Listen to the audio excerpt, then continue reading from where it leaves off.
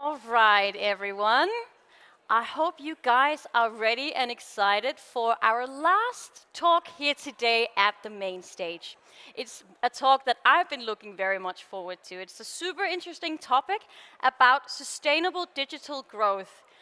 And for that, we're going to hear a little bit about how people with an academic background who are interested in working with sustainability from a digital perspective, how they can go about that, and what the options are within the space of sustainability and getting a good and healthy career path there.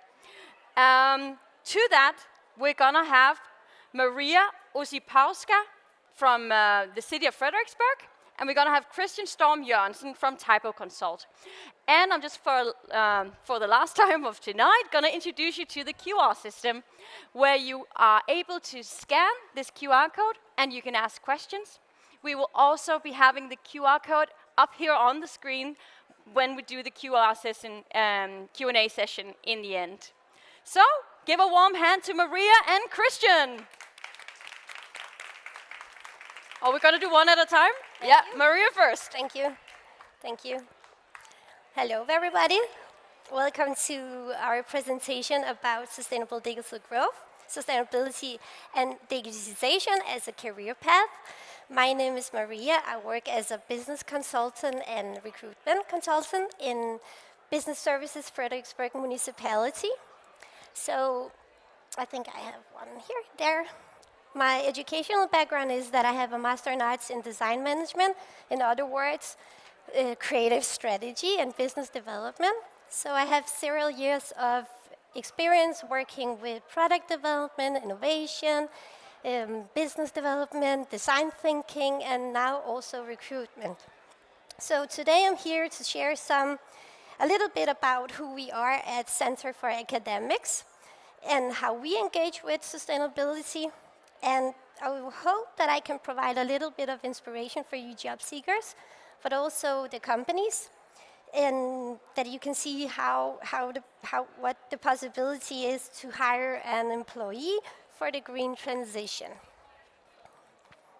All right. So, who is Center for Academics? We are a public institution, a part of Frederiksberg Municipality. We bridges the gap between academics and that they're seeking a job, and with the companies that need skilled workforces. So among many of our projects, we created this project called Sustainable Digital Growth. We did this project together with our business partner Diva Team, which is an IT consultant house. We help the companies to gain some green and sustainable skills through candidates who went through a master course where they learn how to collect some data, do the ESG reports, how to work with creative business development and sustainability. So all the companies who participated were actually matched, so it was a great success. And the internships, which we started with, and wage subsidies turned into regular job afterwards. And we are right now doing a program again, so now we are looking forward to follow their journey. I really want to emphasize here how company internships can be a great way to get a foot inside the door into a company, especially if you have the qualifications, but maybe not yet the skills. And on the other hand, I would like the company to consider what a great resource it is to have an employee or an intern to kickstart the green agenda. So we have the United So we have the United Nations Sustainable Development Goals. It's up to each organization to decide what they want to focus on, but it gives like a big great overview over what kind of challenges we are facing right now worldwide. Then we have the science-based targets. It's a way of measuring where you are now and where you want to be and how you are going to plan it. And if it sounds realistic, you get a certification. Many big companies, as Novo Nordisk, Lego, and Ørsted, are doing this. And then we have the legislations and regulations. The European Union is getting much more stricter. There is this union who creates the new rules of each industry, and the greenwashing directive that says what you need to prove. You need to prove what you're saying. So if you say you're sustainable, then you need to show how. And then we have the certification and standards. We worked a lot with the ESGs and the ESG reporting at our masterclass course. This is a way of documenting, improving your sustainability efforts. Many companies are right now looking into it. And yes, that is why it was our focus at the project I mentioned before. So, what does it require for companies to be sustainable? Well, the company's approach and method for problem solving is very important. This means we need to be open-minded and curious and work with creative business development and also working together across areas. This means working in partnerships, working with the educational system, with the public sector, and with the private sector. It's also important to start documenting and proving how you are working with sustainability, because if you don't do it, you will be outcompeted and maybe not chosen from your stakeholders, investors, partners, subcontractors, customers, and even the employees. So the employees really have the power to change the companies. It's important to listen to the employees for the companies. It's the employees that have the great insights, and also, I think the employees should take some responsibility in requiring the companies to think about the sustainability. Lastly, when it comes to getting things done, it's better to start small than not at all. We need to take some chances and to test our solutions. I think this requires a culture where it's okay to take some risks and try your ideas out. And this also means hiring people with different educational backgrounds. All research shows that companies that have these interdisciplinary teams and also work in partnerships, they are creating better sustainable solutions. I think we could try to view the climate crisis a little bit as a climate possibility for creating better solutions. We should ask ourselves, do I want to work at a company that reduces emissions over time, or at a company that addresses and contribute with sustainable problem solving? I have experienced that people who sees the climate crisis as a possibility, it kind of naturally fosters the curiosity and the creative business development and especially partnerships. So how can we do this? One approach and method for working with creative business development is design thinking. It starts with human values. You look into them, then you go to the business. You start looking at the technology, how can we use it smarter and more and better and sustainable? And this is where the innovation happens. You can do this in different ways. There are many steps, but I think one of the most important one is to be in this phase where you test your ideas quickly. This can save a lot of money and a lot of resources, and of course also time. So this really requires interdisciplinary teams, and I think we really need to move away from classical business development and use this creative business development techniques instead. We don't need to be designers to work with sustainability and creative business development, but we need to think as one. So what are some of the demanded skills we see out there, which we listed together with our business partner Devo team, is, for example, project management and change management and finance. Here we see some demanded skills that shows us that you kind of need to you kind of need to put things in order, and but also being innovative, and it is really a must to have a digital flair. These are some examples of some green jobs we have. As you see, an SG coordinator, a project manager, even a facility manager. This gives us a good impression of that everybody internally in the organization has a role and an impact on the sustainability and the strategy and the targets. So here are 6 examples from our matches in our project, Sustainable Digital Growth. I'm going to go through 6 examples, yeah? So the first one is an IT partner with expertise in they're delivering products, IT products for bigger companies, so they needed to get started with their ESG report. And what was funny here was that we matched with a school teacher that was specialized in mathematics, but also have been a filmmaker.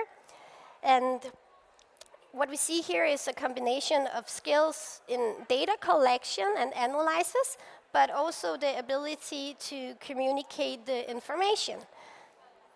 Then we have a temp agency, which provides workforce for the hotels and the construction industry. And here we match with a candidate in business languages, which also had a desire for HR. Then we have this global company that distributes workplace products. They thought they needed an engineer, but what we matched with was a candidate who has specialized or had a master in Middle East studies, and also some experience as a country manager. So this was a surprising one also. We also had the luxury hotel employed a master in biology, a candidate with quite analytical skills, but what was interesting with her was that she had a very executive, creative personality. A large housing company employed an anthropologist. The task was here to collect some of the qualitative and quantitative data, and then afterwards taking a role as a project manager. And the last one is our international company that specializes with IT solutions for the environment. They employed our candidate in music and art management. The candidate's creative drive combined with her academic skills and project management was really a perfect match. So the conclusion is, be open-minded as a job seeker, as well as an employer when you are looking for employees. Don't look at job titles, but at the tasks. And because of a quickly changing world, move away from classical business development, use design thinking, work with digitalization, and of course in partnerships. Thank you very much for listening. Oh, and I would like to present Christian, but I think that's your job. Thank you so much. And now we're going to give the word to you, Christian Storm Jørgensen from Typo Consult. Thank you. Yes, I'm one of the companies that have been through one of the projects with the Frederiksberg municipality, and I'm going to tell you a little about the project that we have been through. My name is Christian, and I'm CEO and partner at Typo Consult, and we are a web agency developing and implementing websites, everything from corporate websites, web shops, applications, apps, and so on. We have always had a a high focus on optimizing our solutions for better performance, because search engine optimization like that and Google like that. Yeah, we have worked with sustainability since year 2021, and last year we won the Frederiksberg Business Award. Our sustainability journey started or were kickstarted by Frederiksberg municipality, and when I got involved with the project, my goal was to find some sustainable development goals to follow, because everyone in my network, they were following something. So I thought, okay, we got to have that as well. And we have been all the methods and approaches that Maria just talked about, and we also defined some goals to follow, and we do that in every aspect today. But the most interesting thing was that we ended up with a new service that we call energyfriendlyweb.com that I want to present for you. It's a fact that our digital behavior has a climate footprint. Websites, they use electricity, and heavy web pages, they use more electricity than optimized web pages. This figure illustrates the digital journey of a web page from the server to the visitor. Every web page or web solution is hosted on a web server, and a study has identified in general terms that the server uses 24% of the electricity on this journey.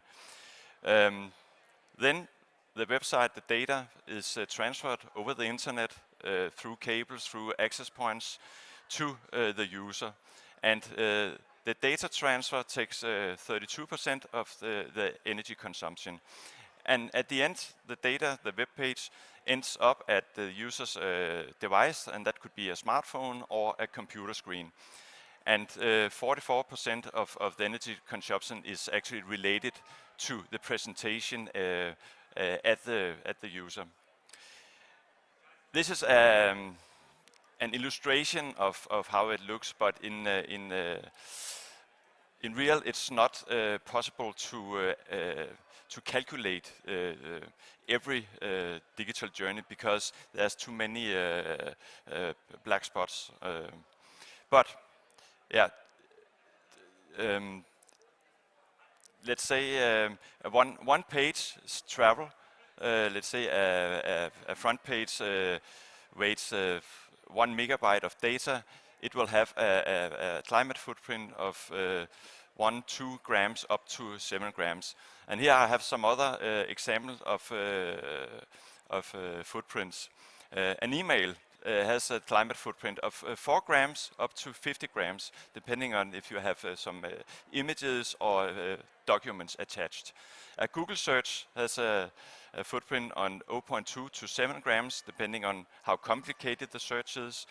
And browsing web pages with images and videos has a footprint of 0.2 gram per second. And a Danish streaming user watching HBO or Netflix has a climate footprint of 46 kilos yearly. So it's maybe small numbers, but we are using the internet very much. Maybe you know some of the numbers, but a study identified that 9% of the world's energy consumption is related to internet activities. That is browsing, streaming, sending emails, social media, and etc. And the internet, the use of the internet grows every year with 25%.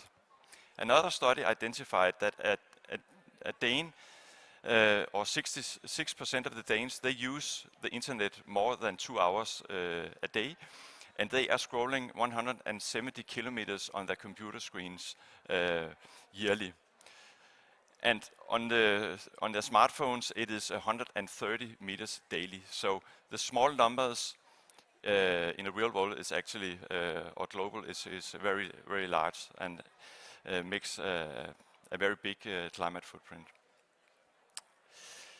So when we was doing the project, I had a vision of doing a report module that should have a web page and then do a climate report each year of the website's carbon calculation. But we found out that this was too difficult because we don't know where the user is placed. If the server is in Copenhagen, maybe the user is also in Copenhagen, or maybe in London or in New York. So depending on where the visitor is placed, the data transfer or travel for the data is longer. We do not have an emission factor where we can calculate data into energy consumption, into carbon, because of the example that I explained just before. But what we do know is how much does a web page weight. That can be analyzed. But there's no rules.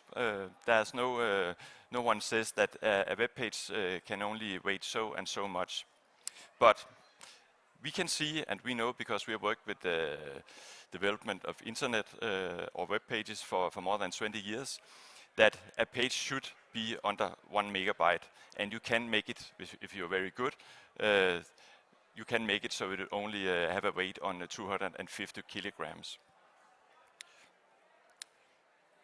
This is an example of, or an analysis of some of the biggest companies in Denmark, and I have analyzed all the front pages. The yellow colored part of the bars is what I call overhead data. That is data that can be optimized. That is data that we don't need. That could be images that is transferred but not used, image that is not compromised, and all such things. And the green part of the bars is the size. If we optimize the page, that it could be. But what is important here is not how much to optimize it, actually how much does it weight. And as you saw before, it should be under 1 megabyte. So of the biggest companies in Denmark, there's a lot of room for improvement. So with this project, we defined a new service that we call Energy Friendly Web. That's a website that tells about the digital footprint, and where you can type in an address, a URL for a web page, and then you can press calculate. And here's an example of the front page of Ørsted. And here you can see that the total weight of the page is 1.5 megabyte, but you can optimize it with 63% and get it down to 0.5 megabyte, half a megabyte. So that is a big potential, and I've done a lot of industry analysis, and I see the same everywhere. So in general, we can optimize the data transfer with up to 50%. Yes, through the project, we have learned a lot. We started out with sustainable development goals, but we found something that was much more interesting. My learnings is that you should not be afraid of or confused of sustainability. Just dig into it. It's very interesting when you go down in the examples. I see sustainability as it's not a skill, it's a focus. It's if you want to look at where you can optimize things, and we should, because we have to. And how do I do it? My advice is go out, search the internet, read a lot of articles, read a lot of reports. There's so much free information out there, and I'm sure that you will find something that is of interest for you, and that you will maybe work with. Yeah, and in job interviews, if you understand some part of sustainability, you will have a good dialogue and it will open your doors. Myself, I'm not an expert in sustainability, but now I'm an expert in energy-friendly web. Thanks. Thank you so much. So I think we might have time for 1 or 2 questions. Do we have anything from online yet? Otherwise, you can scan this QR code or just raise your hand. Yeah, we have a question here.